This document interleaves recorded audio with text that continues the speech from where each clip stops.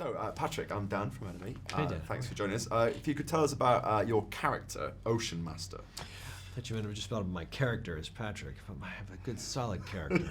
My character of Ocean Master, of Orm, really, we'll call him. King Orm of Atlantis, the ruler of Atlantis, the prideful, true Atlantean. Well, you really went method on this, right? I did. And he's a guy that's been very upset at the way the surface world has treated his oceans, and so he wants to.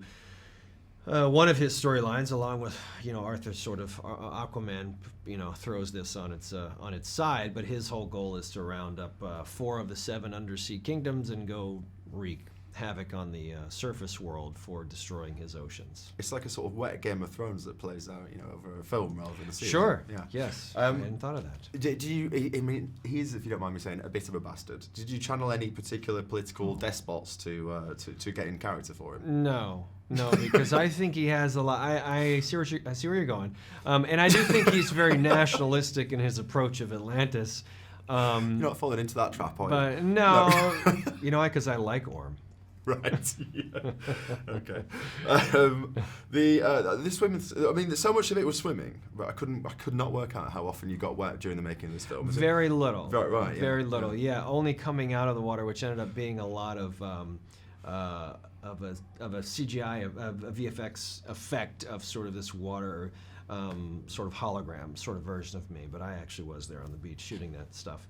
Must have been quite a physically challenging film to shoot. It was, because we needed to look. One of the caveats here is we've got to make it believable that we live underwater, and how fluid, forgive the pun, for how we act and swimming up to each other and talking, and even any sort of slight movement that we have. And so it really felt like a sort of avant-garde theater. I love that we're talking about believable about a film that involves a sort of crab army at one point. But yeah. No, I know. Well, I mean, you have to at least base it. I mean, actually, that was kind of interesting. Is like, I mean, we're making a movie called Aquaman. Like, you have to have a certain amount of humor in all this. But within that, you at least have to be. You can't apologize for your character. Like, he's a guy. He lives underwater, and this is what he does. Okay, then how would he do it? That's what you got to do. So you've worked with James Wan on numerous occasions now. Yes. Did you half expect him to sort of pop out on a Ouija board and have you do a séance somewhere in this film? No, we don't talk about scary things when we do movies. We don't. No.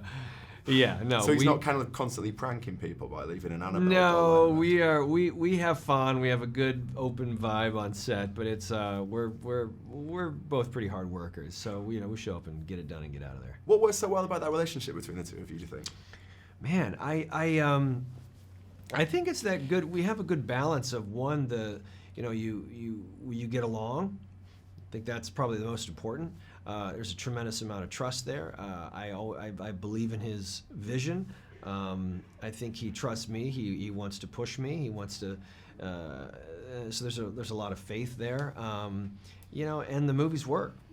So I think a lot of times you have one or the other, like, well, the movie was terrible, but we had a fun time, or the director was great, but the movie didn't work out so well, And I think they all come together with James. So I'm extremely happy to keep working. Well, very final question then.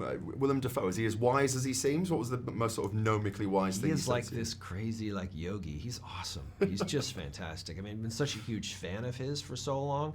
Nothing is daunting to him. There's always this great sense of sort of pathos and gravitas with which he speaks. So that's getting to play with him is a dream. I'll bet. Thank you so much for your time, Patrick. I really appreciate it. Yeah, no problem. Thank you. Thank you. Take care. Cheers.